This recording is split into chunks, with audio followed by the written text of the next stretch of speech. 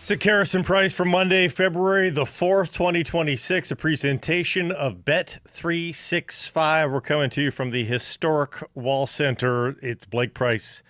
That's Jeff Paterson over there alongside. In for the vacationing Matt Sekeres, who is back on Monday.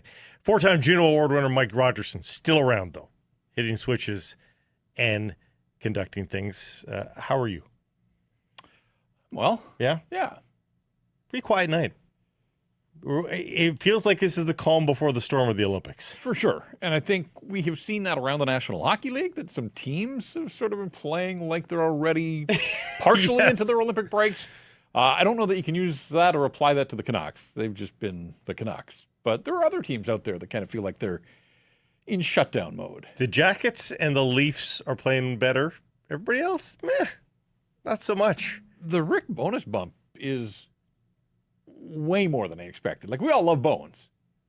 Universally loved in hockey. They're 9-1 since their coaching change. Like, I did not see that coming. I don't think he's regarded as a master of the X's and O's, but, you know, he might be a bit of a Zen master here. And he's certainly getting the bump. Maybe it's the Gilman effect. Have you thought of that? Maybe it's the Gilman let's work bump, with that. not the bonus bump.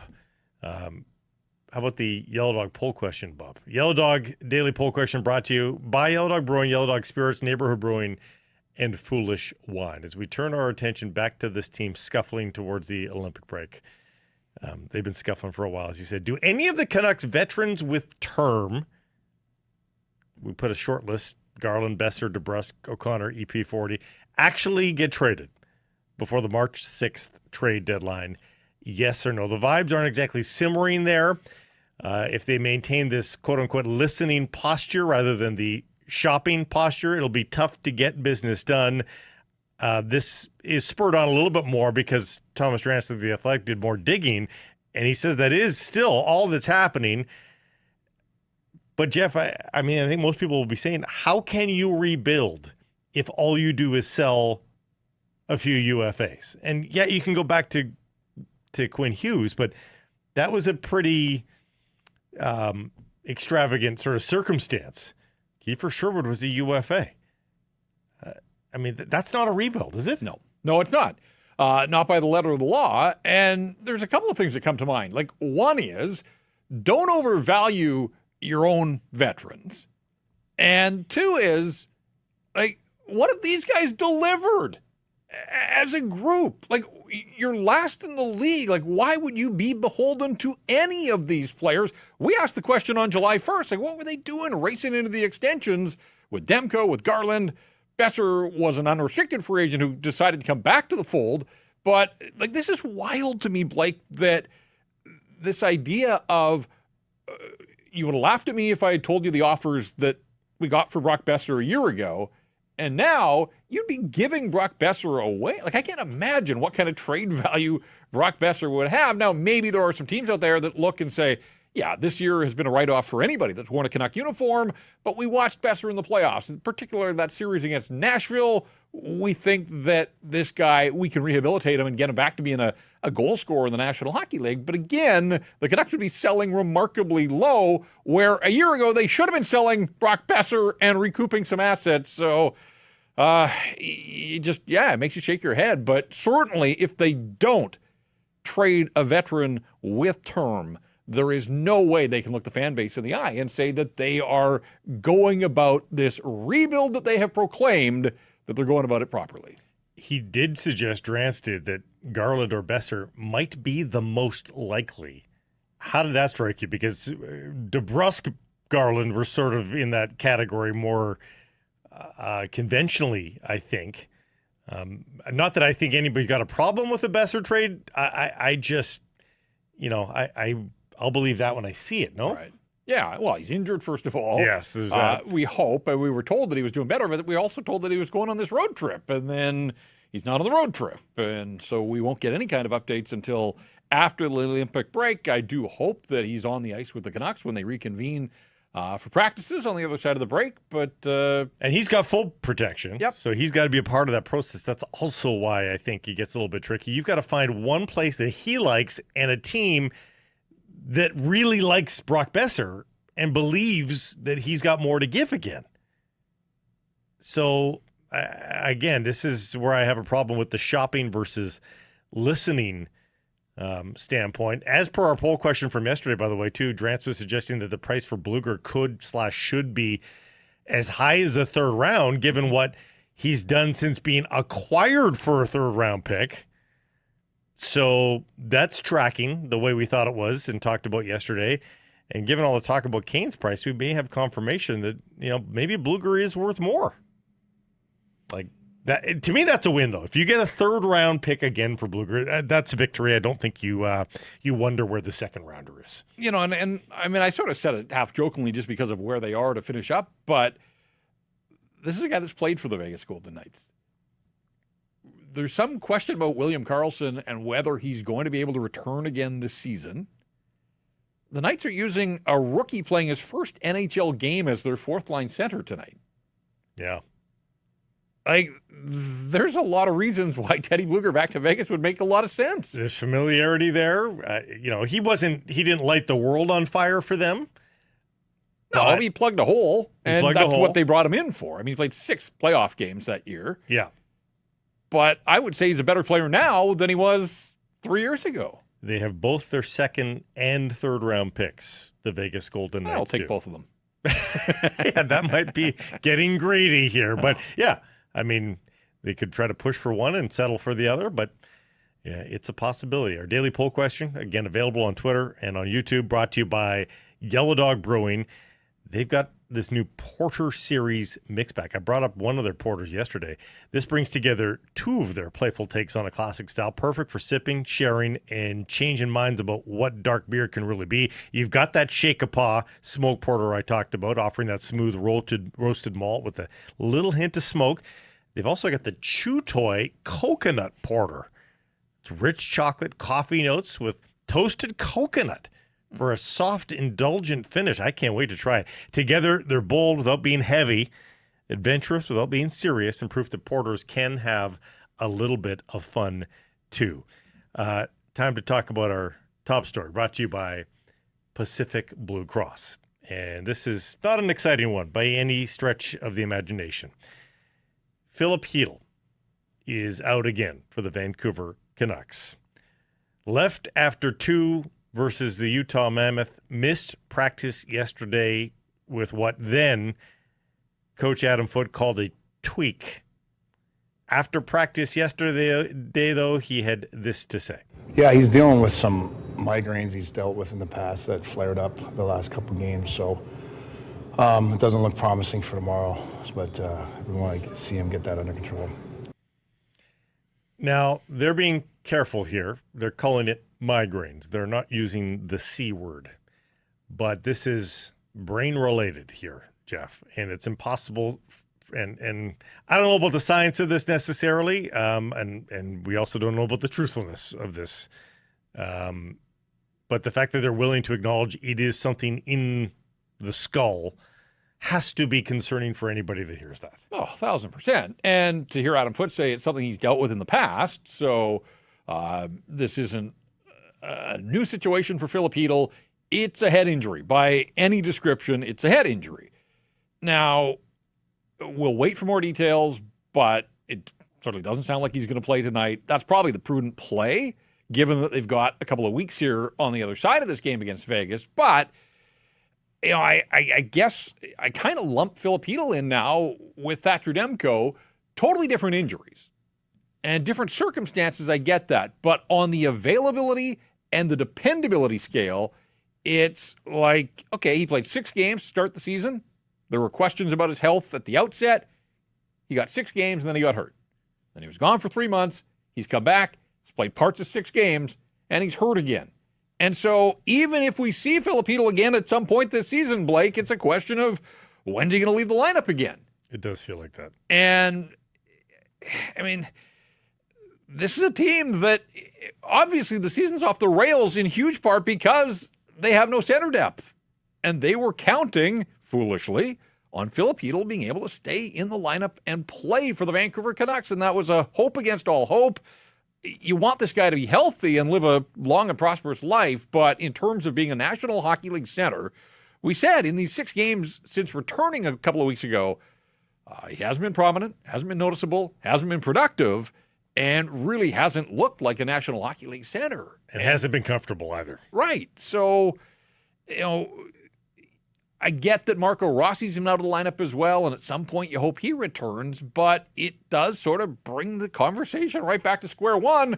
Again, as this group is trying to rebuild and plot a path forward, they're going to go into the summer with uncertainty around Chytil, who has another year left on his contract, and how can you bank on him being part of what you're trying to put together to move this entire program forward next season? And it leaves just a lot of disappointment ultimately in the trade of JT Miller, and does make us want to relitigate to some degree the timing of that JT Miller trade. Again, if it had been done years previous, maybe you get even more, but he's kind of the centerpiece of the deal now, because, I mean, flipping the first for Marcus Pettersson doesn't end up feeling too consequential now, does it, when you see the play of Marcus Pettersson? But a legit 2C or even just a 3C, if that's what Chytil was, that would have been very useful. And now you have to wonder about his availability for the Vancouver Canucks going forward. I see just 2 responsible avenues here, Jeff, and that is his career is over, is one responsible avenue, or the other one is you shut him down now, even if it's just migraines. Even if it feels different, then shut him down now and hope for a Sidney Crosby-like recovery for training camp next year. You sit him down now, we are talking about, 7 months off. And you get the best people on top of this, and you just hope that you get a Sidney Crosby-like bump from the player, and he has a season that either makes him a tradable asset or he's actually a legitimate asset for you and lives up to his $4.4 million cap hit. Yeah, it's hard for me to imagine there would be another team that would touch him in a trade at this stage. He would have to prove an awful lot. He'd have to play every game to the trade deadline, basically. Yeah. And I guess, without being there and knowing all the details at this stage, I mean, we go on what information we've got, but why now? It didn't the first injury in Washington. I mean, he gets clocked by Tom Wilson. It was apparent for all to see what happened. Here, he just kind of struggled through 2 periods. And was he dealing with migraines throughout the game, or was there an onset at some point? It didn't look like it was contact related. And again, this is where I go back to, if this can take him out of the lineup at this stage, how can you possibly depend on this player moving forward? And methinks they doth protest a little bit too much when it comes to the diagnosis of Chytil here. Philip was taking issue with concussion calculations, qualifying some of it as whiplash, and now we're hearing migraines. Call it whatever you want. I'm sorry, I'm not willing to put on the blinders and say they are separate, distinct issues. The whiplash from the concussion, from the migraines, as you say, it's all brain related. Seems like a big leap to suggest these are separate and individual things. And even if they are, they keep taking him out of the lineup for long stretches here. So ultimately, it doesn't really matter what you're labeling it. Is this guy available to you to be a productive member of the Vancouver Canucks? And the answer is no. And back to your point, the JT Miller trade, and we don't have to relive everything that went into why it happened, but you had a guy that had a 103-point season and a 99-point season for the Vancouver Canucks. You trade him to the New York Rangers. You get Chytil, who was damaged goods at the beginning, and that's proving to be the case now. And Victor Mancini, who can't get into the lineup of a 32nd place team, and they continue to elect to go with P.O. Joseph instead of Victor Mancini. They got to develop Joseph. Come on. He was skating on the wing because they didn't have enough forwards at practice yesterday. And then, as you said, the first rounder that they got lasted all of about 10 seconds, and they had to flip it to Pittsburgh to get Marcus Pettersson, who's had a disastrous season. So while JT Miller hasn't exactly lit the world and the league on fire, you wanted to believe that the Canucks could have got more that could have helped them in return for JT Miller. But right now, that trade is not looking good on either side. It's not regret about trading JT Miller, but it is about the timing because, again, you trade him a year previous to that, you're getting a lot more, and you're probably not as tempted to flip it for Marcus Pettersson, I'm going to guess. It does also put undue pressure, perhaps, on what they do with Marco Rossi for the rest of the year. Again, do you just put him in bubble wrap and ice him for the rest of the year? Like, you need him to be 1,000% for training camp. Not because, again, you're pushing for the playoffs, but you want the players to be on a linear progression here. You don't want Marco Rossi to come back and struggle to be himself because he's playing through injury and playing at 80%. Right. And remember, he was injured at the time of the trade. Yes. He had been on the IR in Minnesota for 6 weeks. It's turning into a lost season for Marco Rossi. And I almost agree with you. Now, I wish that they had a few more options down on the farm that they could bring up, but they are so thin down the middle organizationally that, I mean, Ty Mueller, maybe you give him another look at some point, but maybe. But your idea of just resting and resetting Marco Rossi and just chalking this one up to basically a lost season has some appeal to me. Honestly, the idea that he gets hurt again and that goes into the summer and affects his offseason and his training, I don't want any part of that. So that's again another centerpiece to a big trade because, yes, they get a first rounder from the Minnesota Wild, but it's going to be very late. If you haven't noticed, they're second place in the league or thereabouts. Yep. So that's not a high first round pick. Marco Rossi is a second line center, is the centerpiece. So their last two massive trades here as they begin this rebuild, Jeff, have two damaged centers. Now, Rossi will heal up. You'd think. It's not in the same category as Philip Chytil, but just for the long-term good of this player, this idea of rushing him back to this, for what? So, I hope they take the long view with a guy like Marco Rossi. And then Braden Coots arrives at training camp next year, and people are going to be like, do you mind being pretty good this year? I mean, Jeff, they're going to have to shop for a center on the UFA market. Not a high-end center, but a Teddy Bluger replacement. They are going to have to get a UFA center. Yeah. I think. No, I think you're right. And if you haven't looked already, the cupboard is pretty bare this summer, especially, and that's why we're talking about prices on centers ahead of the deadline. It's going to be a seller's market in that regard. And that's good for Teddy Bluger going into the summer if he's looking at the long view for his next contract. But if you're the Vancouver Canucks, you're right. Aatu Ratu hasn't taken a step at all, or if he has, maybe a step back, which is unfortunate. Mm-hmm. But there were cries coming off last season and his part. I mean, he got hurt in the playoffs in the American Hockey League, but people had him penciled in as the third-line center on this team this season, and he's barely been able to get into the lineup. And when he hasn't been terribly productive. So you're right. It kind of feels like we are headed right back to where we were with this hockey club last summer, asking some serious questions about who's going to play the middle. And it's not just about patching holes. This is supposed to be now bottoming out and starting to build it back up. And Braden Coots figures in their long-term plans without a doubt. But is that going to be asking way too much for a 19-year-old? With these new CBA rules where he could go and spend a full season in Abbotsford as a 19-year-old next year, which would probably be the right spot for him at this stage of his development. But there are going to be gaping holes down the middle with the Vancouver Canucks, and he may be asked to plug one of them ahead of schedule. And again, even on Rossi, even if you did shut him down, are you telling me we're not asking questions in the training camp? And in preseason and in the first 5 weeks of the regular season of okay, is he okay? Not health-wise, but does he have his game back? He hasn't looked very good, even as a Minnesota Wild member. Remember this year, it was not a great year for him. A lot of uncertainty. Top story brought to you by Pacific Blue Cross. Win the ultimate Canucks road trip. Get your Pacific Blue Cross travel insurance, of course, before you head out on this trip. Your chance to see the Canucks on the road, complete with flights, hotel, lower bowl tickets, and more. No purchase is necessary. Contest ends February 28th, 2026. Enter now at pacificbluecross.ca/Canucks. They are on the road, of course, tonight, closing out their pre-Olympic portion of the schedule. versus the Vegas Golden Knights, who are not playing like the Vegas Golden Knights currently. 3 wins in their last 10 games. But still, that switch can be flipped, you'd have to think. And it's got to flip eventually with this team. So there is a potential for ugliness as they enter the break. No mom effect has been evident thus far after being lambasted by the Mammoth. I hope the moms Mammoth. had their fun on the strip in Vegas, because going to Canuck games right now, not so much fun. Here's Foot on what he expects to see out of his side today. We don't want to get loose. We want to finish this off, before the break. And this is a big team, a good team, not necessarily a physical down-your-throat team of punishment, but more of we have to get our feet going and our body position to have a better chance of controlling their bigger bodies.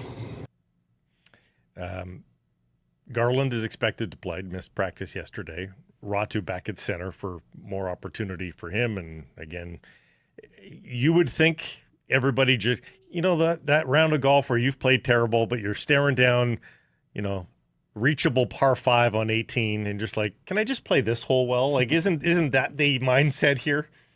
A little bit. I'm glad to see Aatu Ratu getting back in the lineup. To make that happen, Max Sasson shifted to the wing yesterday, and I'm a huge proponent of just playing him on the wing now. He's a 42% face-off guy. He has 2 assists. He's got 10 goals, which is great. He's got 2 assists as a centerman.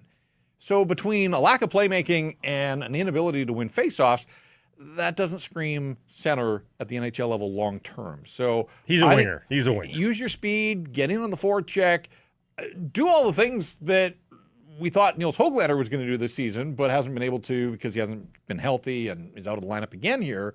But Sasson's at $1 million, where Höglander is $3 million. But I think Max Sasson can still score goals from the wing. He can use his speed effectively from the wing. He's just, and again, we have to raise the bar in this market. Like, the Vancouver Canucks cannot continue to look at Max Sasson and say, yeah, that guy, we pencil him in as a center.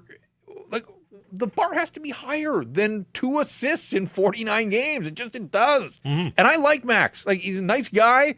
He's carved out a career. He's been a win for the organization.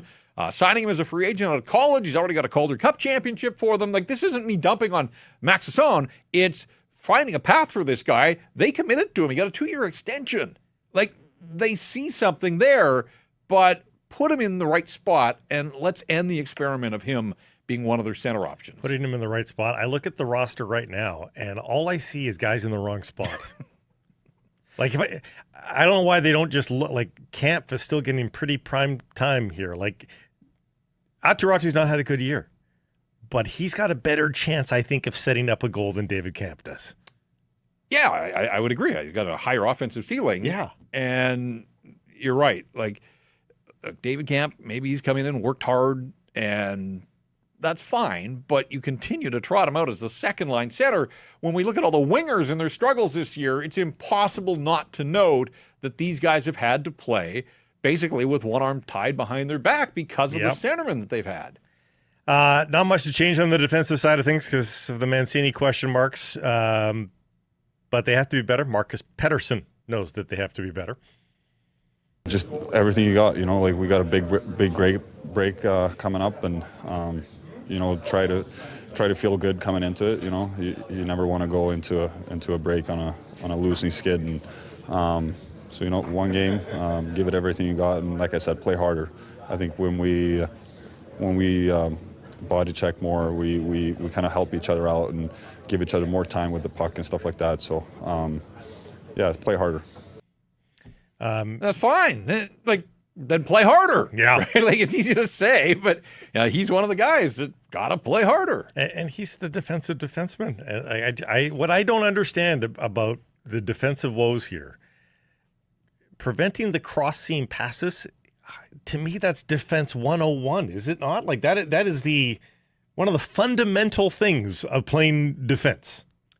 It does seem like the Vancouver Canucks, even with guys out of the lineup, should have a baseline of defensive fundamentals. Be in the right spots on the ice, and teams aren't able to pass it through you. Like literally But we through continue you. to see two guys go to one man or three guys flood the one side of the ice. All of a sudden, like, it's pretty simple hockey math. You do that, you get drawn out of position. These teams are too good. These players are too precise. They're going to pick you apart, and that's what teams continue to do. Utah did a good job of it. San Jose did a good job of it last week, and this Vegas team, obviously, with Eichel and Marner and Dorofeev and Hurdle, they've got enough firepower. It is funny, you mentioned, like, they have one win in their last 8 games. No, I think 3 wins in 10, but they won one of their last 8 games. It was Mitch Marner's return to Toronto. Like, that was the one that Vegas knew it absolutely had to have. And I don't know if they haven't, if they've kind of took their foot off the gas, whatever. But I do find it funny that was the one win in their last 8 games. They made sure that Mitch Marner, in his return to Toronto, even through the booze, came away with a victory there. You know what surprised me about this Vegas team is they've got the lowest 5-on-5 save percentage in the National Hockey League. Really? Aiden Hill's only played 11 games for them. Yes, he's not played a lot. Carter Hart's hurt right now. Akira Schmidt has 15 of their 25 wins. So I don't think they saw That's their the goaltending. Vegas way, though. They always use a half dozen goaltenders. You're right, but the ones that they've used this year have not provided enough saves. Middle of January, they had a 4-point lead with 2 games in hand atop the Pacific Division, and they have come right back to the pack, and they're tied with Edmonton. Anaheim now just a single game. The Ducks are a single game or a single point out of the division lead. So, speaking of goalies, Nikita Tolopilo could do himself some favors with a good start in this one. Expecting him to be between the pipes, and that would leave a nice taste in the mouth of a struggling coach, Adam Foote, and he'd probably remember that. And we've talked about it, that because Lankinen will be coming back across the Atlantic, that he probably gets the first couple out of the break too. I'm not a proponent for Tolopilo being the de facto starter the rest of the way, but you could seal the 50-50 split if you play, I'm guessing he gets the next 3 games. If you play 2 of those well, like you're starting to get a bigger sample size of I can handle this. well, let's play this scenario out a little bit. Let's say that the 2 goaltenders that they've got right now that are healthy stay on their current forms the rest of the way. Oh, my God. Just threw up a little in my mouth. They want to believe that Thatcher Demko is going to be healthy for training camp. But if you have a Kevin Lankinen who falters down the stretch, you have the uncertainty of Thatcher Demko and his health long-term here. Like, are they not going to be right back in the same position they were last summer where they had to make a decision and elected to move off Artur Silovs? Like, if Nikita Tolopilo shows down the stretch that he is an NHL goaltender and he's ready to play, that is going to throw a wrench into their plans here, and it may force them to make a move again this summer. Will they make the right move? Thank goodness, under your scenario, Tolopilo's got a year left on his deal. Like, imagine if he was headed towards unrestricted free agency and you were forced to extend Tolopilo off that. Not the case. But my goodness, there's some. Because of course next year the $13.5 million of goaltending in the current arrangement kicks in. Yeah, LTIR though would come in handy on that. That's it for the Canucks versus VGK. Elsewhere, though, Canuck related, Bo Horvat is getting set to go to the Olympics. How does that sound, by the way? Bo Horvat. I'm excited for him. Yeah, so am I. I mean, just, again, back to the what could have been, what should have been. In addition to being hit with that realization he's going to the Olympics, imagine what he was hit with last night. As moments before he sets up a goal, he's hit by a bird. What? This was not an outdoor game. We've had enough of those for this season. We are done.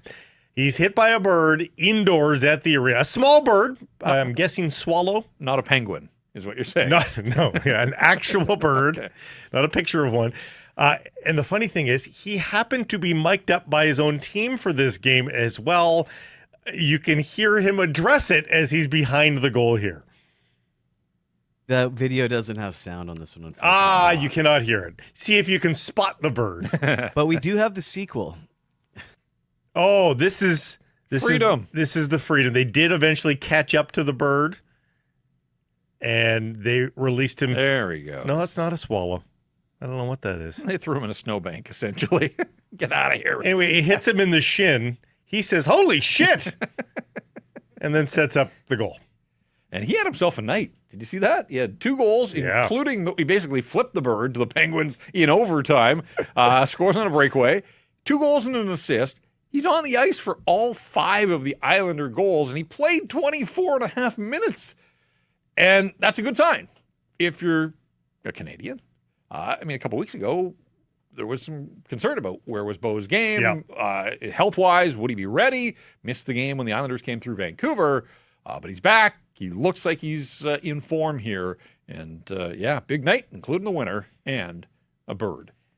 More Olympic talk later, but a couple of NHLers getting tapped as flag bearers that we'll tell you about. Leon Draisaitl and David Pastrnak. And I bring this up just to underline if Gary Bettman happens to be catching up with Garrison Price here today. The hockey players are the stars of these games, right? Germany has a long history at the Winter Games. They've got a lot of great athletes in a lot of great different sports. Czechia too. But they're going with their hockey players. Mm-hmm. Like that tells you. Yep. We should be there every year, every Olympic year. A pivot now, as we need to dive into the bleakness that is the Vancouver Whitecaps situation.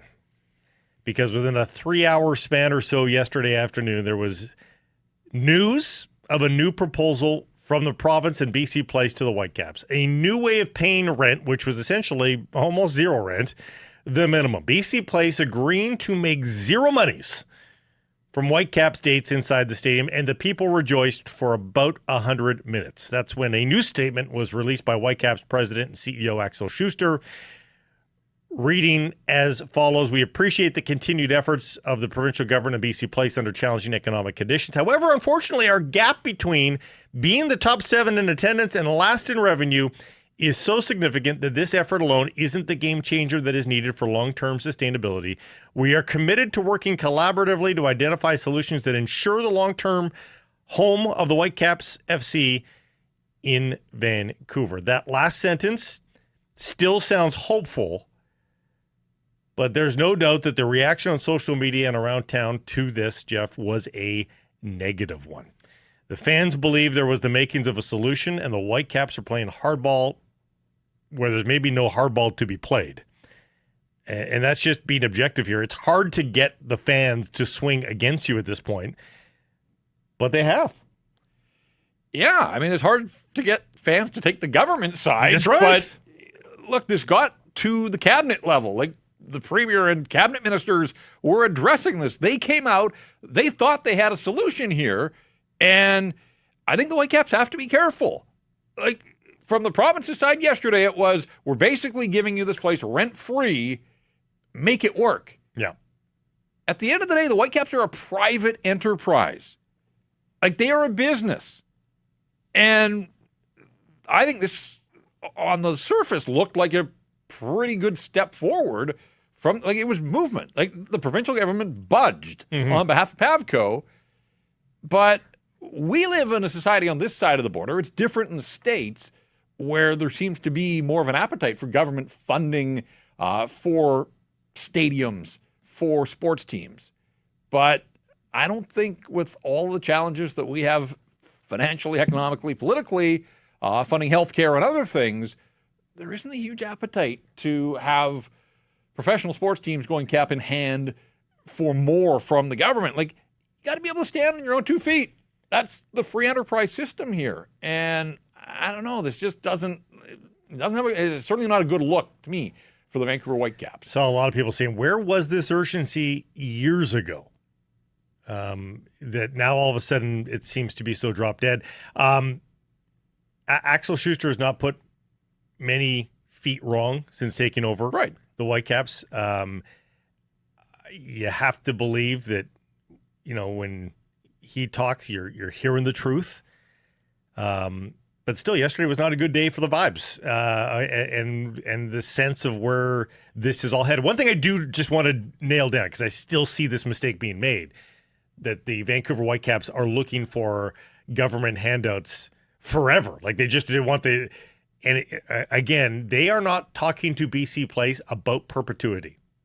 They need BC Place to play ball with them. They need to get favorable terms from BC Place, I guess I should reiterate, for a handful of years till they get some sort of certainty about the stadium on the PNE ground. So they are not looking for handouts or a crazy good lease deal. I think they are looking for that, but I'm saying they're not looking for that indefinitely. But does this not call into question some of their business operations then? Like, well, in the past, for sure. On the revenue side, though, and maybe this has to be on the backs of ticket holders, but I know that there are sponsorship options that the BC Lions have sold the naming rights to the field. They don't own the stadium, but any game that they play is played on Save On Field, I think it is, at BC Place. The Whitecaps haven't elected to go down. They did it at one point. They had the Bell pitch at BC Place. Right, that rings a bell now. But it feels to me like a lot of this has to be on the football club's side to do a better job of running their business. Like, you can't do a whole lot better than rent-free. Mm-hmm. And it feels like Pavco and the government have been willing to, take whatever money they make off the Whitecaps and put it back in to the soccer team here.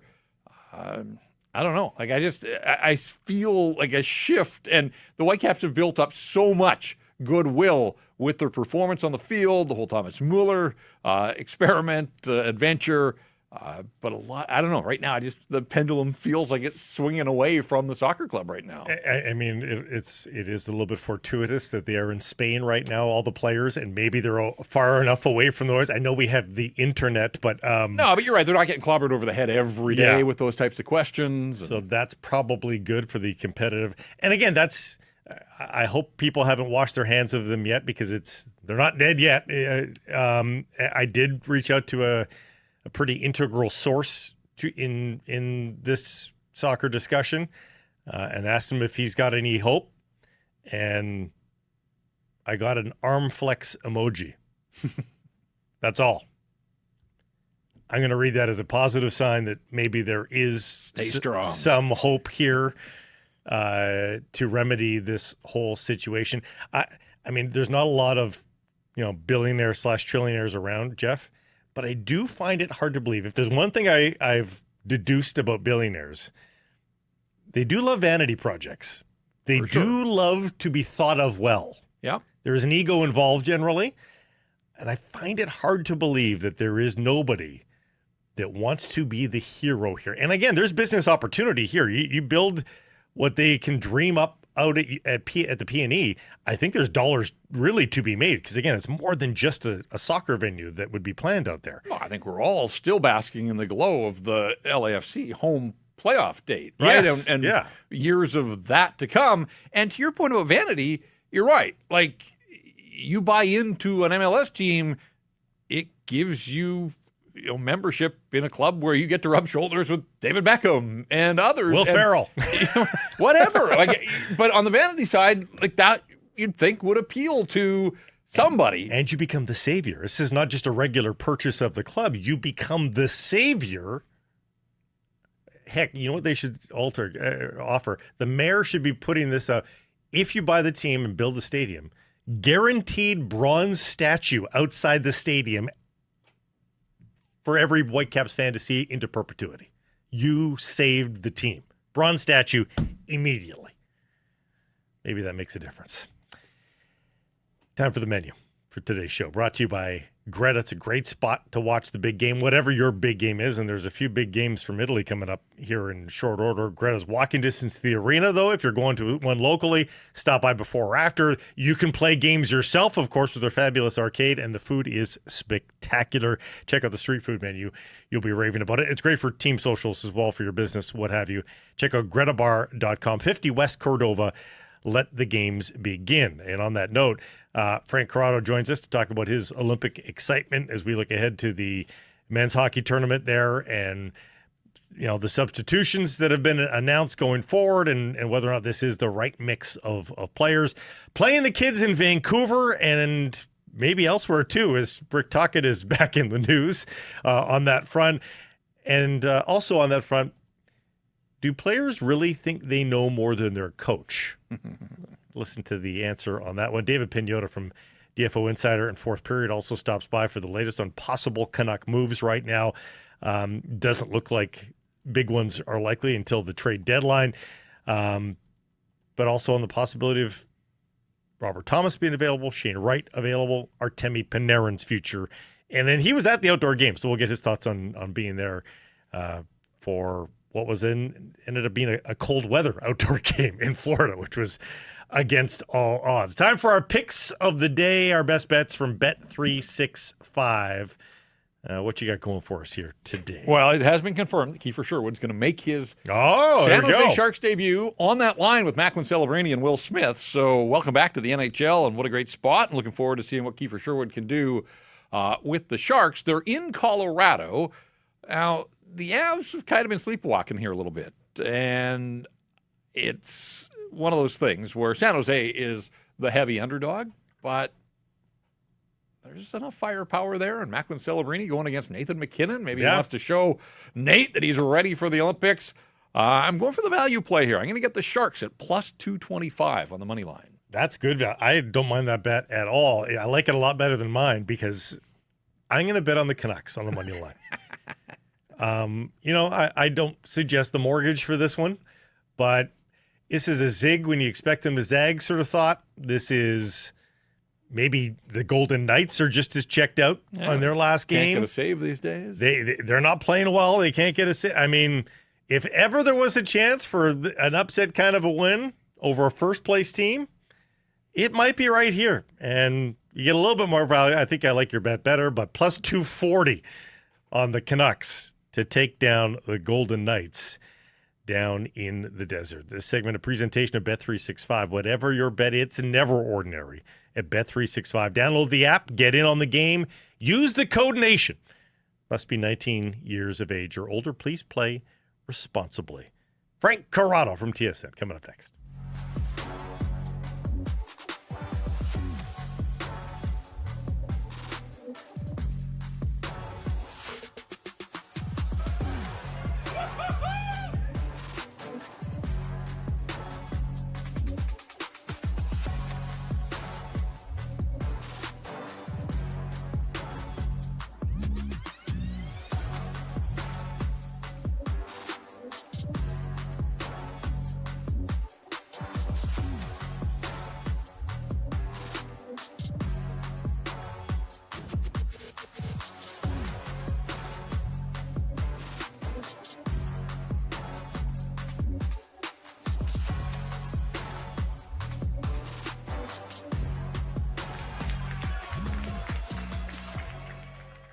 So Harrison Price from the Wall Center, looking forward to golf season and looking more forward to golfing in the new collaboration between Levelwear and Hurley. Hurley, yeah, the surf brand. They're wading in, so to speak, into the stuffy culture of golf. Well, they're unstuffing it, if you will, Jeff. You know, they all these nice prints that you've seen on board shorts and surf shirts, they're bringing it now to golf with performance fabrics. It's light. It can be untucked if you so choose, but it's just what the sport needs. I like the logo right there. It says it all, right? The golf club and the surfboard. Just there's your collaboration. It's a culture shift that the sport of golf has needed so badly. And it's because, honestly, surfers are starting to golf as part of their culture now as well. They're in really good places to do it. So why wouldn't you bring that laid-back board sports energy to this world of golf? It's inspiration from like Hawaiian and coastal prints, needless to say. But again, with that technical fabric that makes it a lot easier to wear than a lot of the stuff that you've been playing golf in up until this point. It's called the Fairwaves Collection. Modern golf silhouettes, feeling lighter, more wearable, less rigid, respectful of the roots of the game, but not stuck in tradition. The collection's live. It's available on Levelwear's website to shop right now. Go to levelwear.com. Check out the polos, the hoodies, the hats, and the casuals. I can picture Frank Corrado in them already. TSN's Frank Corrado joining us now to talk some hockey. You're far away from your first golf date in Toronto. How much snow on the ground? As far as you could possibly be from playing golf at this point. Like we're at the part of winter here where I'm having conversations with people and we're like, it's probably never going to melt. And if it does, it's going to be May or something. Yes. Like I can't envision late April golf at this point. But that won't stop you. You did the hit with us last year where you had, like, I think your driving iron, you were like, you were feeling it. Oh yeah. Yeah. I get downstairs. I do Ottawa radio twice a week. And those hits used to be at 8:15 in the morning. But now, like, when I'm home, we got to get the kids to daycare because 8:15 is a tough time to, like, do a hit, then get them dressed. So I've been doing them at 6:40 in my furnace room. And in my furnace room, I have my driving iron and my old Odyssey putter. And I'm just kind of talking sense, just, getting the grip going and, like, feeling the club. And it gets the juices going. I'm guessing you can't take a full swing, though, in the furnace room. No, it's all about alignment. Oh, okay. Just working on alignment. Yeah. It's just alignment. How does the club sit? How are my hands? It's just, and then the adventure after that, who knows what'll happen once the swing gets going, but my alignment should be okay. Good luck in your first round in early June, whenever that is. We're looking forward to the Olympic hockey break. That's the one thing that will cast some sunshine on Toronto and some warmth, is watching Olympic hockey again. Are you starting to feel it yet? I've been tepid for the Olympics overall, just because I haven't sunk my teeth into it yet and haven't let it sort of sink in that what we're about to watch is what we're about to watch. But where are you at right now? Starting to get excited. I feel like we've all just been busy with our own stuff, right? Like, we have work that we're doing, we got family life. So you're just sort of in this day-to-day mode where you don't look too far ahead. But I'm excited for the Olympics, not even just the hockey. I'm excited for the hockey, everything, right? Yeah. Like, my wife goes to me today. She goes, I can't wait to watch some figure skating. I love it. We never really watch it. It's not on, it's not something that's often on TV. So, like, there's all these things. Like, I got to see Lindsey Vonn try and do this thing with a torn ACL. I've had a torn ACL. I couldn't imagine getting off the crapper with a torn ACL, and she's going to go down a mountain. It is crazy, but see, if that were an Olympic event, I think I would rank. I would rank. Yes. Yeah. Crapper get-ups per 60. There is more injury replacements there. So what'd you think of Sam Bennett getting the call? It makes sense. It's like it's your safe automatic pick, and why wouldn't you bring Sam Bennett? Of course, Sam Bennett. Of course, it hurts to not have Anthony Cirelli. Clearly, that's a guy that was selected because you believe in what his purpose can be on the team. But if for a second you were losing sleep over not having Sam Bennett there, or felt uneasy about that decision, well, that helps negate things a little bit now that he's on the team. And, to Sam Bennett's case, I guess, he did everything he could have possibly done to make this team, other than have a slow start to the season points-wise. But he's picked it up there. Florida is also playing significantly shorthanded this entire year. Was good at the Four Nations. Conn Smythe winner in the face-offs, or in the playoffs. Plays with a ton of jam and energy and bite, which is exactly what they're talking about with this thing being a tight checking game. He can work through a lot of that. So, that's it's the easiest selection you could have made. Center for center, Cirelli for Bennett, and you have the guy that you probably should have taken in the first place. We're basically a week out now. What's your sense? Like, we've had all this lead up. We watched what happened at the Four Nations. Do you think Jordan Binnington's going to be the starter for the first game for Canada? Does the incumbent get the first game and then take it from there, or will we see a shift in the Canadian plans in goal? I would put it this way, JPat. Like, I would be surprised if it's not Binnington starting the first game, which is crazy because of what the stats have been for him this season and the role that he's playing on St. Louis. But I wonder if there's just so much, like, trust built in with the coaching staff and John Cooper, and it's just like, we're going to give him game one. And if he plays well in game one, we'll know where he's at. And if he doesn't play well in game one, we'll go to Logan Thompson or we'll go to Darcy Kemper. I would imagine you'll go to Thompson first. And then if he plays well in game two, then that's your guy the rest of the way. And if Binnington plays well in game one, you could still go to someone else in game two. but full well knowing that, okay, whatever was going on in the regular season with St. Louis, it's not the case here on Team Canada. And he's in a different frame of mind, and he's going to be, what he was at the Four Nations last year. I guess if you're Canada, you're also saying, we're going to put together a team that is so good defensively that we're not going to give up anything. What are we going to give up? 16 shots a night? Can you make 15 saves for us? And chances are, like, there's going to be 2 or 3 grade A's that you're going to have to save along the way. Like, it's going to be a pretty different environment. So, but I think he'll get the first crack at it and see how it goes from there. You have any concerns about Drew Doughty at this stage of his career on the Olympic stage, or do you think getting back to that level is somehow going to help him reinvigorate? Because he has not been particularly good since he was selected to this team. It's interesting, right? Like, I think with Drew Doughty, there's such a presence around him. Like, if you've ever kind of seen him around or called a game that he's been in, you guys have seen it. Like, there's something about him where he's sort of like a larger than life kind of guy.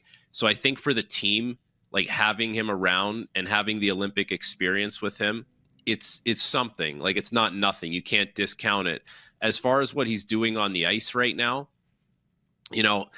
he's going to be in a different position than what he's normally in LA, right? Like, you're essentially asking Drew Doughty to be a good leader, a good guy to, like, lean on for everyone, a big voice in the locker room. But on the ice, you're playing behind Cale Makar and Devon Taves and Josh Morrissey and, Shea Theodore. Like, there's a lot of guys, I guess, that will do more substantial things on the ice than him, but it's still worth having him for the intangibles that he brings to the table. And I have no doubt that, like, if you ask Drew Doughty to say, like, we need you to block some shots, we need you to probably kill some penalties, like, that's well within his grasp, given everyone that's already on that back end. The Canucks face the Golden Knights tonight before they head into the Olympic break, and that's dangerous because this team is not playing well again after a brief 3 points out of a possible 4 stretch last week. And you do wonder, Frank, like, what's their headspace at? Taking on a good team on the road. It is the mom's trip, but they were still nonetheless blown away a couple of nights ago by the Utah Mammoths. So much for wanting to put forth the best effort versus or with the moms watching. I mean, this could get ugly again here if they've already checked out and are looking forward to the sunshine. I guess the other thing, though, is Vegas is 3-5-2 in their last 10. Like, they're not playing very good hockey either. So maybe that brings it back down to the pack a little bit, and it's maybe a closer game. But it's an interesting time of year because it can feel like some teams might have one foot out the door, and then some teams might be having this, like, sprint to the finish where, if you're a team that's fighting for your playoff lives right now, you're in every game, so engaged. I think of, like, Boston in the East. I think of Utah right now, like in the West, that, even Seattle for that matter. But, for Vancouver, man, you play pretty good game for the most part, especially through 40 minutes against Toronto. I mean, there's not it's tough to grab something and cling on to it right now with the situation the team is in. I think everyone's just looking forward to having a break, the mental just reprieve from losing all the time and watching the losing video and knowing you're going into a game against Vegas that, you're in tough. Like, you're in tough to make it a game. It's just about, can you keep it together that it's somewhat competitive before you get to that break and you get that mental reprieve. Everybody just wants a good learning environment for these young players, a showcase. Like, it's just like a top prospect showcase every night here for the Vancouver Canucks. But it's interesting to watch the Flyers scandal go down with Rick Tocchet and Keith Jones et al. Jones saying how much he wants to see the young players and put in all sorts of situations. And, the same thing's sort of playing out here in Vancouver where people are calling for that. But, Adam Foote is protecting his players, not playing Jonathan Lekramaki late. It's easy for us to say on the sidelines, play the kids. is there a balance there of protecting the kids, but also just letting them learn by making mistakes in critical moments of the game?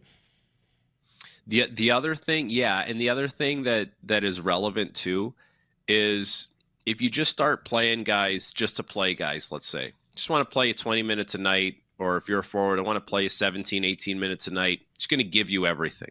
See if you can do it. Right. Okay, that's fine for the time being, given where you are. But then you have to manage expectations when eventually your team turns a corner, let's say, and you've got better players and you've got better pieces. And all of a sudden, this kid that you were just playing, just to play, has to face reality and say, that's actually not my role anymore. But coach, that was my role last year. So why are you taking this away from me? I didn't do anything wrong. Well, we brought in better players now and we're a better team, right? So I think there's part of that as well that maybe plays into it, like managing guys' expectations. Like, this is a weird year when you finish in last place. The way guys are slotted right now, this is a one-off for the most part anyways, right? Like for the guys that are in flux. So like I remember kind of living through that and being like, hey, I'm on the second pair today. I'm going to play, I played 18 minutes, maybe 20 minutes. And I wasn't playing that after, right? Because we got better players and we're a better team. And so anyways, that's part of it too. And I think just, if it goes south on you, then it feels like if you can't do it then, when are you going to be able to do it? So there is a little bit of like a confidence kind of managing that I think coaches go with as well. And at the end of the day, coaches always play to win, regardless of how much, the team is struggling in the standings. They still want to, the coach has to justify, well, I'm actually trying to win games. So this is why I'm doing this thing. Because at some point the coach is going to have another job interview and these things will likely come up. Like, did you just punt? Did you just give up? Or did you show these guys that no matter what, we're always in it right till the end? I think it's more complex than just, hey, we're bad, throw them all out there and let them play and go nuts. There was a line of thinking out here that if the Canucks were to make a coaching move, the Olympic break gave them this sort of artificial training camp on the other side, a week to make a move and get somebody in. But messaging from the Canucks is that they're going to ride it out with Adam Foote for this year. I mean, there's also a lot of indication that he's going to be one and done. At the outset, he had the support of the players. He had been the good cop assistant coach, and they liked playing under him, to that regard. And players had pretty much been supportive. But as this thing goes off the rails, you do have to wonder, and especially since the defensive system just continues to be a mess for the Vancouver Canucks, I wonder in your playing days, like, did you ever sit in a locker room and question, like, what is a coach thinking? What is a coach doing here? Like, do I know more than the guy that's giving me my marching orders? You don't even have to ask me. I would say that 80% of NHL players have had that thought about at least one coach throughout the time of, them playing, whether it's been the minors or the NHL. Like, I mean, didn't we see the Ottawa Senators video in that Uber many, many years ago talking about the penalty kill? Like, sadly, that's a fairly regular conversation that happens in the NHL. Just not on film in the back of a car. Yes. Yeah, it's just usually not on film. Usually it's like at dinner or maybe a couple beers or something like that. So, that's a real thing that happens. But you also have to remember, like, the players are the ones on the ice living and breathing it and doing it, right? So it's different to watch it from the bench. It's different to watch it in video after. There's like an instinctual element that players kind of perceive when they're on the ice doing these motions and these schemes. And so I think feedback, honestly, from players to coaches, it's happening more than it ever did in the history of the game, right? Like, players are saying, well, why are we doing this? And coaches need to have those answers. Like, coaches can't just implement something and say, this is what we're doing. Player will ask you why. You almost have to convince, like, you almost have to sell players now on why you're doing certain things. And I think that's okay, because guys are smarter and guys are more in tune with things. And, just guys are spending so much money on their own health and their skill development and their game development. And then when they see something that doesn't necessarily jive that the coach might be doing, it's like, no, I'll say something about it. So I don't necessarily think it's a bad thing, but yeah, there's plenty of players that would probably like to be coach player, morph into a coach/player and have a little more say. They don't do that anymore. It's too bad. Coach or player GM as well as an option here, as some players might be questioning the approach. It's one thing for the Toronto Maple Leafs to say, "Oh, we're not quite ready to deal the veterans." You may not agree with it, but you can understand it because they're on a bit of a roll now again. They are one team to jump to get into the playoffs, or two teams to jump to get into the playoffs. For the Vancouver Canucks in 32nd, with the reporting now that maybe they would be open to Besser or Garland leaving, but they're not shopping actively any veterans with term. Frank, what's going on here? It's one thing to trade UFAs. Everybody can trade UFAs. But how do you rebuild? Heck, how do you even hybrid rebuild without trading a veteran or two? It's a good question. It really, I think it comes down to, Blake, if you turn the corner in the next few years, who do you see being a part of it? And the guys that are there right now are at that point going to be 2 and 3 years older, let's say. So you're right. How do you not even broach that conversation and say, but here's the crazy part, Blake. They just re-signed Brock Besser and he wanted to come back to this situation. Yeah. Right? There would have been offers out there for Besser. Would there not have been? Maybe this was the best financial one. Maybe this one had the more, the most years attached to it. But man, you just re-upped. And now that's a lot of ticket for someone else to say. And maybe there was a team out there that was interested, but they weren't interested at that price or that term. So it almost I don't know, maybe it just handcuffs you a little bit. You're like, we're stuck with these guys. And it's going to have to be, we're going to have to make some other trades, or we're going to have to, get aggressive with some signings. But that becomes difficult too, because what's your pitch? What's your pitch to free agents other than we'll try and pay you as much as we possibly can? I mean, have they sullied their name? Have they sullied their name? And does that just sully the management group, or does it sully the actual organization because it's the same owner?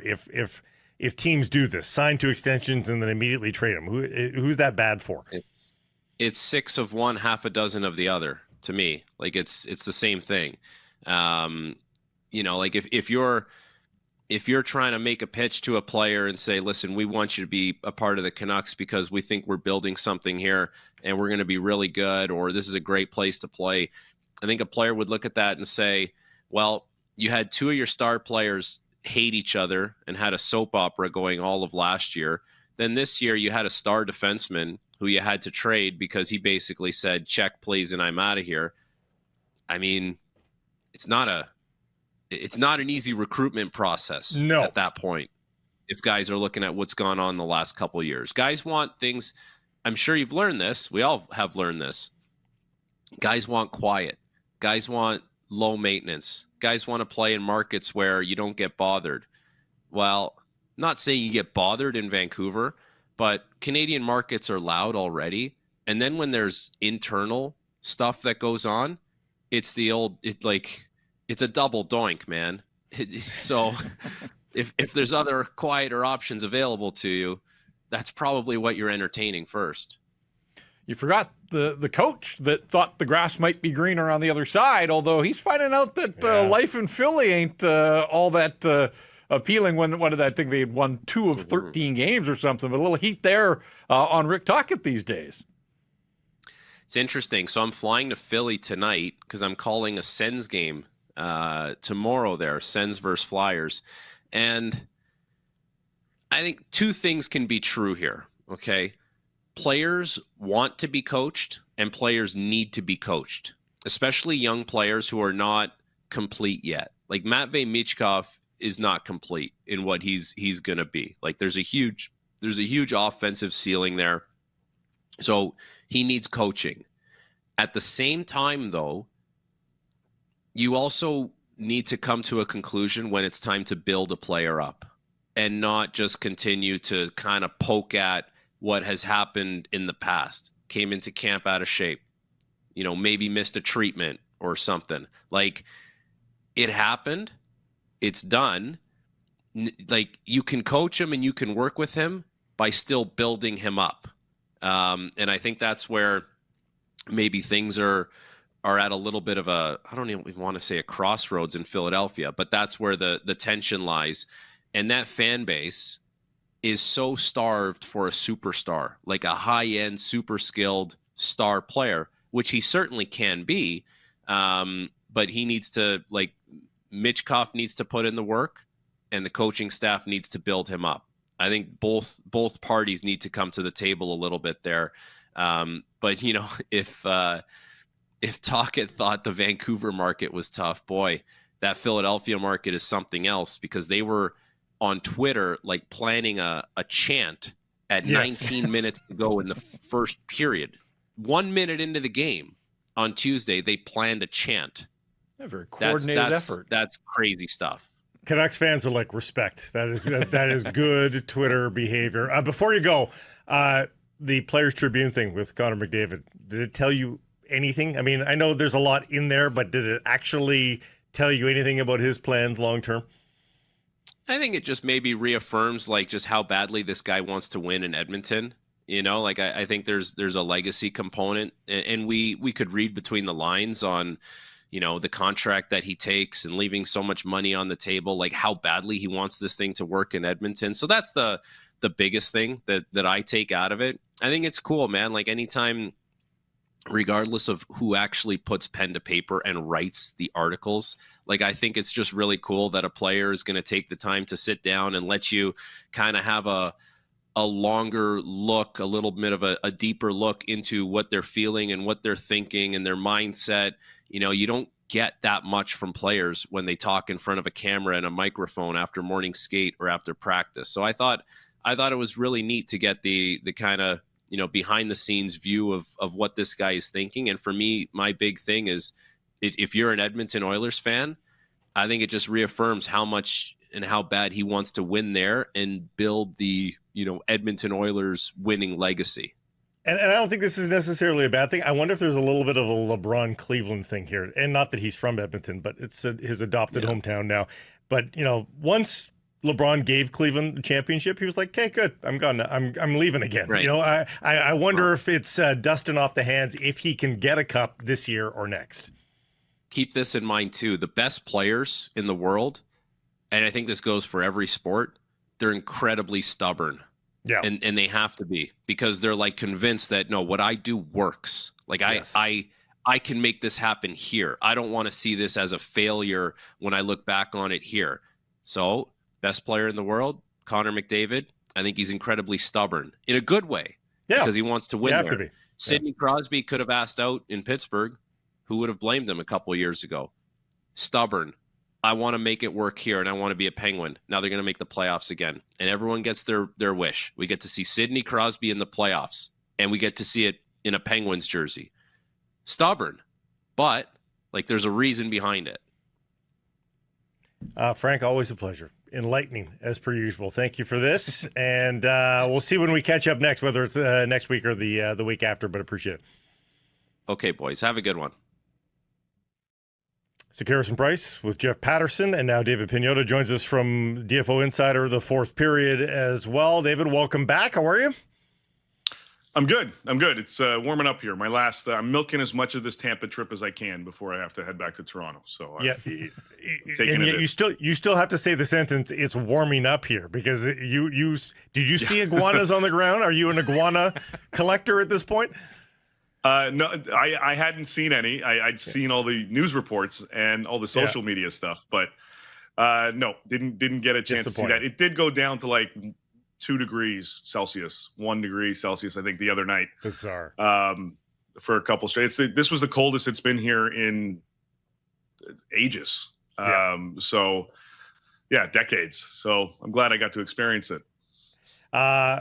I was hoping we'd get to experience some wheeling and dealing here before this Olympic roster freeze. It has not really materialized. As we speak to you right now on tape here, mid-morning, Artemi Panarin is maybe the only deal that's going to happen.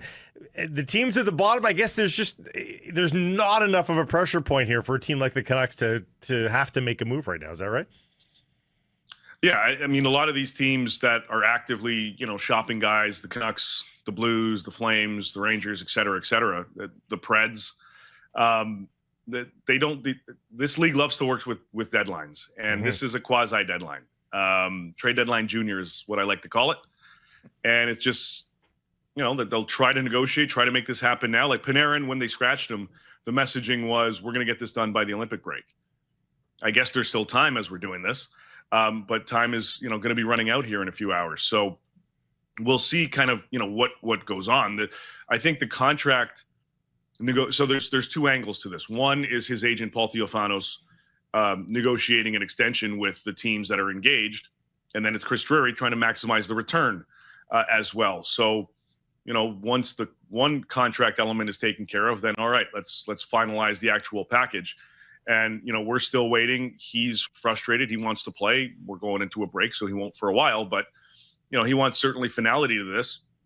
And he was under the belief that he's going to get there by this freeze. So we'll see, obviously, what happens. But the activity is still there. There are a lot of teams talking, a lot of teams engaged, teams that want to add. It's just a matter of when are they going to be able to pull the trigger on it? And that's what we're waiting for.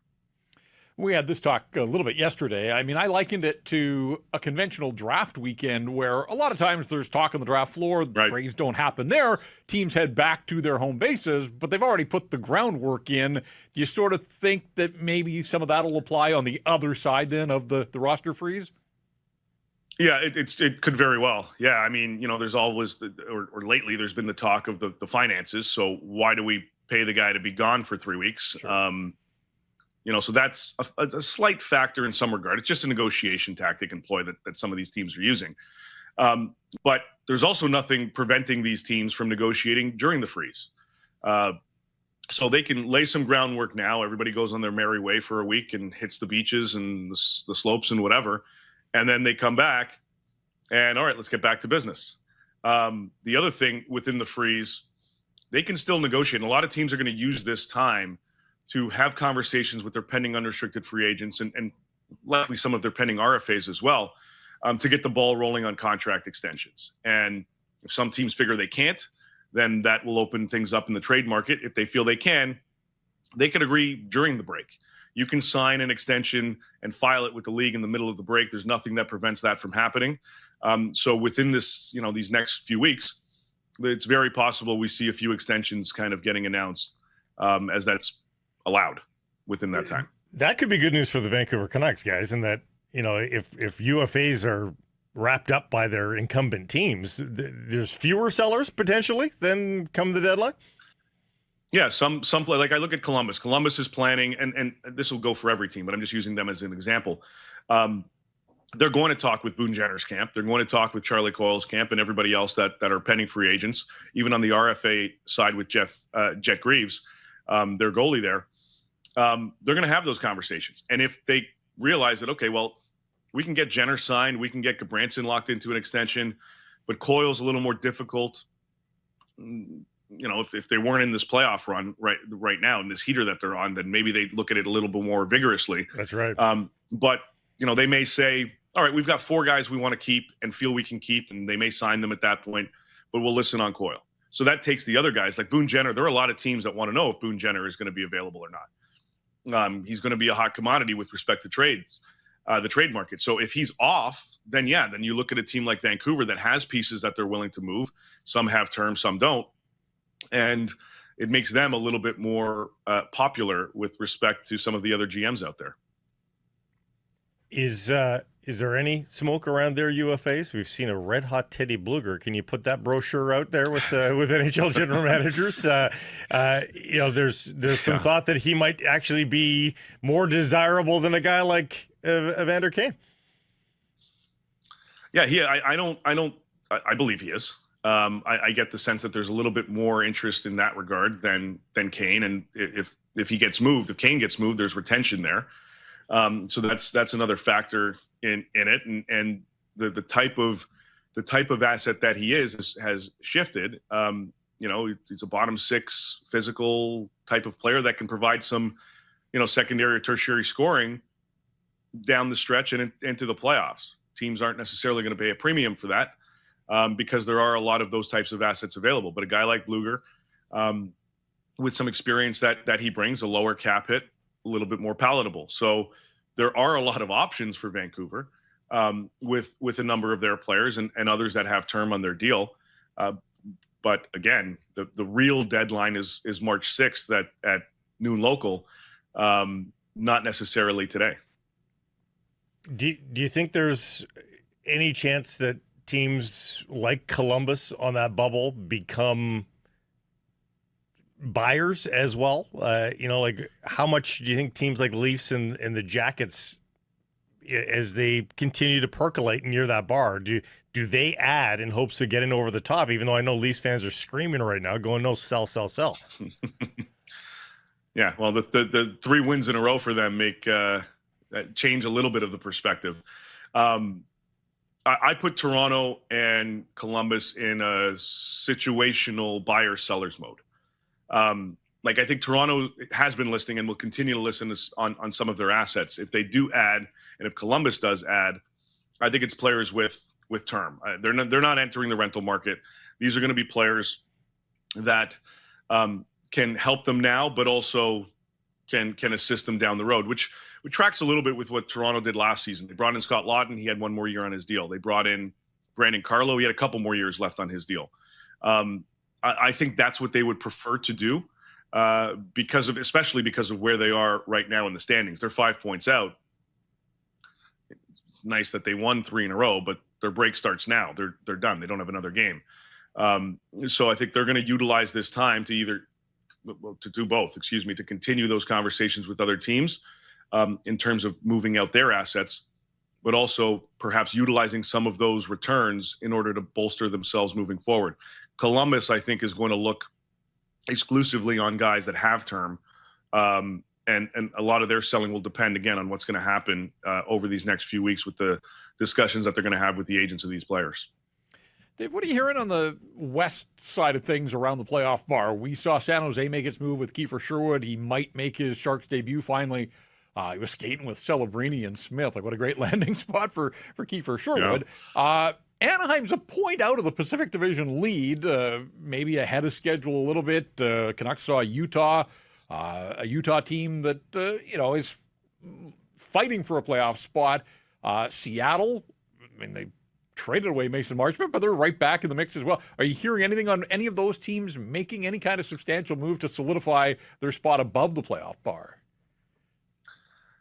Yeah, and I'm going to add LA to the mix because they've been aggressive in trying to find some offense, additional offense, even with them being part of the Panarin discussions. They've also been casting a wider net to see what other options might be available to them, both on the wing and at center. With Anze Kopitar retiring at the end of the season, they need to fix themselves up the middle or solidify themselves up the middle. So we'll see what they end up doing. But, San Jose wants to address their blue line. I think if they can bring in another mid-6 kind of guy, I don't think they're against it. But they're listing on a number of their defensemen. They've got 4 or 5 pending UFAs. Right. But they also want to bring in guys that can replace them. So, and for them, it's following the same pattern and mold that they've got with their core, which are guys in their mid to early 20s. So they're looking at doing some of that. They're still talking to teams about Mario Ferraro and Timothy Liljegren and John Klingberg, and I think Desharnais is the other one. And they had Letty, but they sent him down. So they're looking at doing a few different things. Anaheim has been poking around and lurking to see if they can make a big swing. I don't think Panarin fits there, but I think they're looking at other options to see what type of player might be available. I know there was interest. We may have talked about this earlier on in the season. I know there was interest in Jordan Kyrou before. I wouldn't be surprised if they poke around on that again from the Duck side of things. Seattle's another team in the Columbus boat where they're going to use this break to talk to their pending UFAs. They got a lot of impact ones. Eberle, Alexiak, there's the Tolvanen, and there's another guy who Schwartz. So they're going to utilize this time to see if they can lock them in. If not, then I think they will explore moving those guys as well. Utah is another team that they're gunning for the playoffs. They're zeroing in on that. And this is like Anaheim. If they can make a big swing, they'd like to do it. I know they poked around on Panarin. I don't see a fit there. I don't think he's interested in going there. I think some of the other options appeal to him. There are a couple of very good young players theoretically available. And I'm not really speaking to this out of a Canucks perspective. I don't think they've got the assets to make these deals, but I don't know that many people have the assets to make a deal for a Robert Thomas or a Shane Wright right now. Are those teams casting the longest, line into the water just in case? How much, urgency is there from the Blues with Thomas, from the Kraken with Wright to make a deal? With Thomas, there isn't much urgency. Because of the price that they've set. So they want to roll with a lot of their younger guys. So 25 and under that they've got, that's how they're envisioning how this team is going to really succeed moving forward. Now he's 28, I think, 27, 28. Kyrie's the same. I think there's more of a willingness to go the Kyrie route than the Thomas route, but they've made it abundantly clear to teams. If you overpay, you'll get our attention. If not, don't waste our time. So that's so he is available, but only very specific needs have to be met in order for them to consider something like that. With Shane Wright, I mean, he's the type of piece that they would package to get a Robert Thomas or a Jordan Kyrou or somewhere else. And that's where his availability lies. So they're willing to package him up, and they know it'll have to be bigger, but they're willing to make him that shiny piece that is part of the package as a centerpiece, along with other assets, in order to get those types of pieces. So that's where the differentiation between the two kind of lies right now. Any other questions for Mr. Pagnotta? No, I wondered if teams are now starting to assess the toughness of their goaltenders, given this run of goalie fights that we have seen here of late. And you were there, an outdoor goalie fight, no less. Just a thought on the experience there. It sounded like the outdoor game in Tampa played to rave reviews.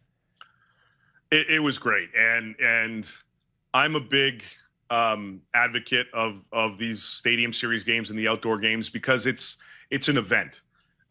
It's not necessary. Now the numbers were amazing. On ESPN in the States, they hit record numbers for an NHL regular season game. It was the highest viewed on cable ever, which in regular season, which was great. And I think the audience spiked a little bit once that goalie fight happened. So no surprise there, but it piqued some interest. But these are spectacles. These are events. It's not just the game itself. It's everything encompassing it. The fan fest that they have outside, the hype in the city as you're there for the weekend. Like it's everything. And then really the NHL did a hell of a job in making the in-arena, in-stadium atmosphere very exciting and very appealing to a lot of people. Miami was a little questionable. This one blew everything out of the water, and they've set a new bar for how they have to do this. Next year's Stadium Series is in Dallas at AT&T Stadium, Vegas and the Stars. I'm not sure really what they're going to do. We have the Heritage Classic in Winnipeg against Montreal on October 25th. They've got the Winter Classic in Utah, which will be big against Colorado. And then they've got the All-Star Game. We have an All-Star Game again next season. So there's a lot on the NHL's plate. And I think the timing of the Stadium Series, the hype around it, going into Olympics, and then the playoff push afterwards is perfect timing for the NHL, similar to what we saw last year with Four Nations. So whatever it takes to keep the interest going. But honestly, if you have an opportunity to go check out one of these outdoor games, they're a lot of fun. They really are.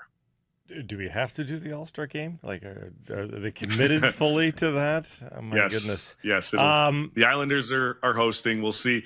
They want to make it better. The one in Toronto was fantastic. I don't know how they're going to replicate that right now, but that's the goal.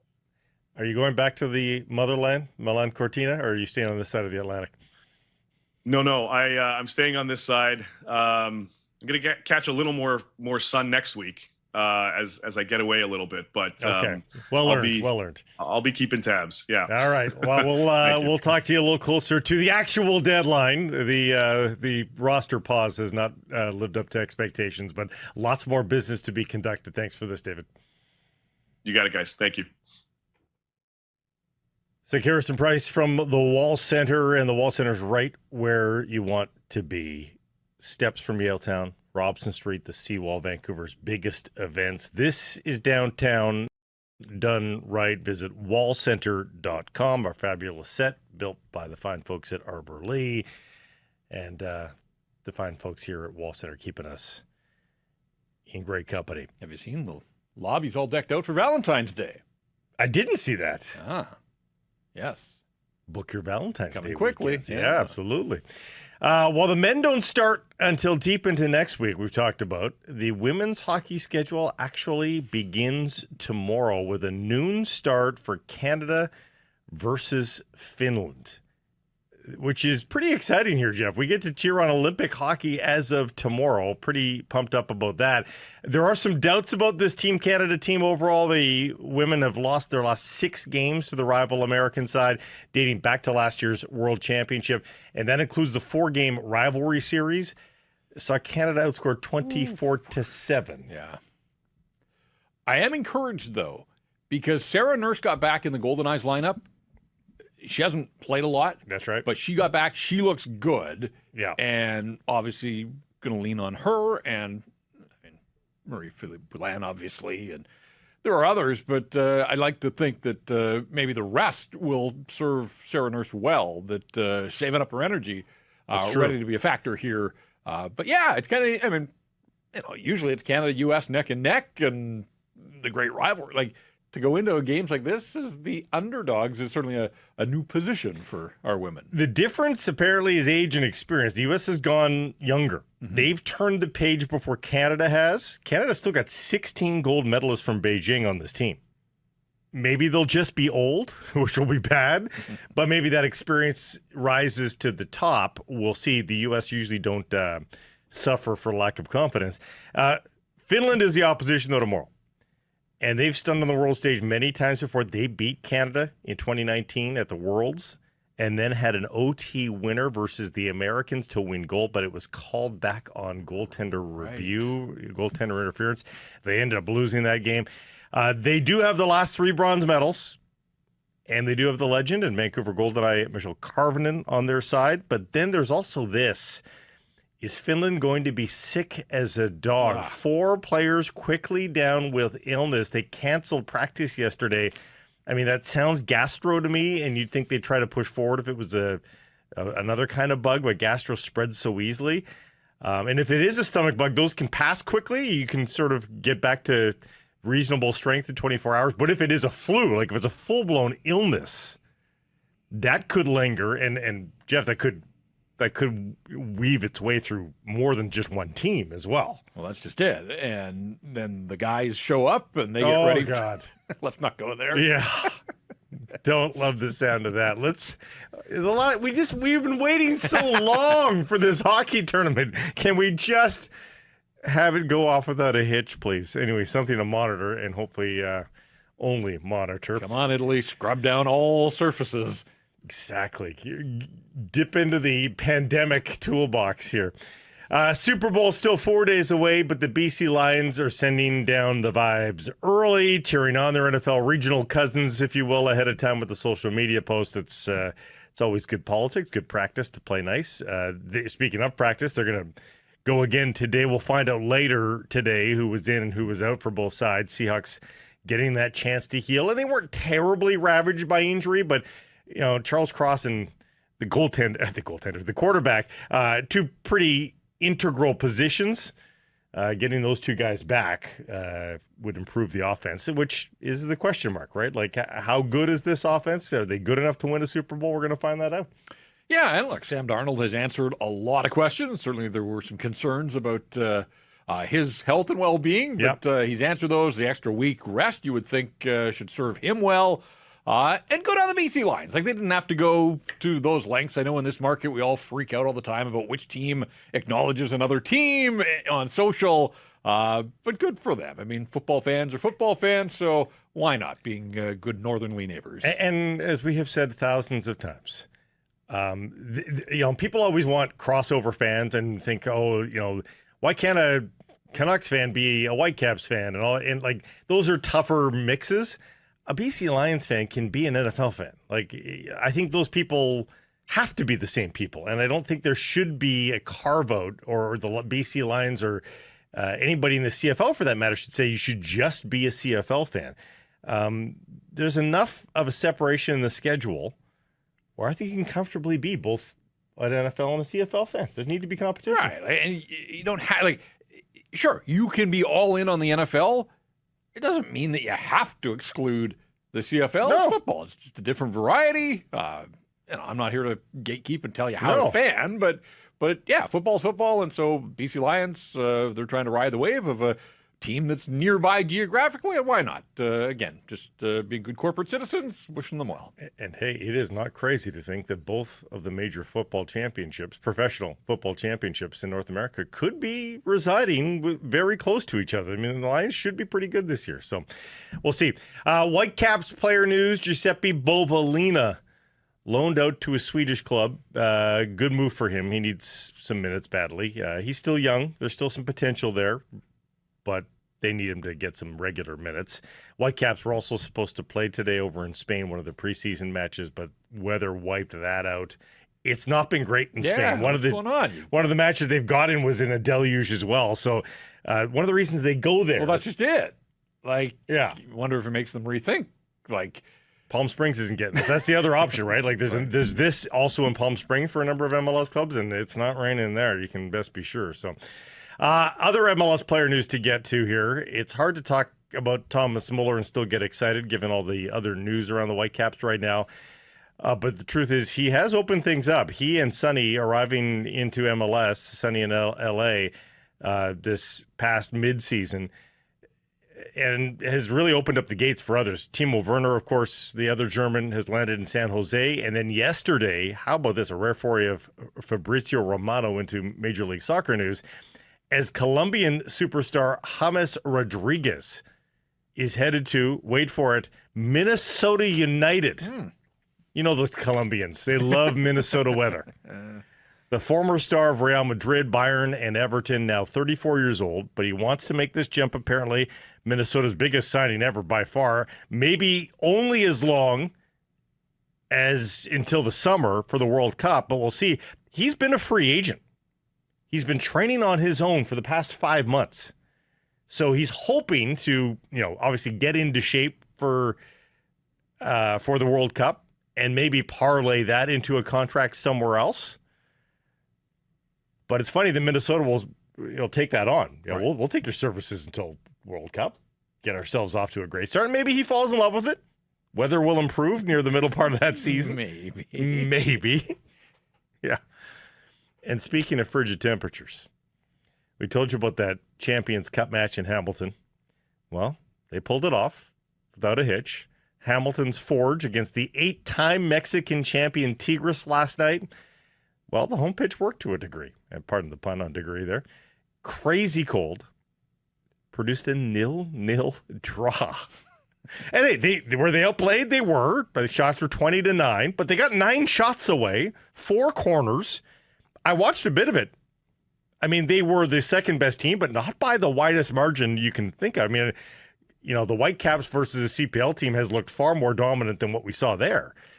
So good on Forge. They live to, and there's no away goals there, right? So right. Yeah. You get a 1-1 draw down against Tigres, you go through. You got to score a goal, but good for them. Hey, they got a result. Vancouver FC will hope to do the same against Cruz Azul tonight in Langley.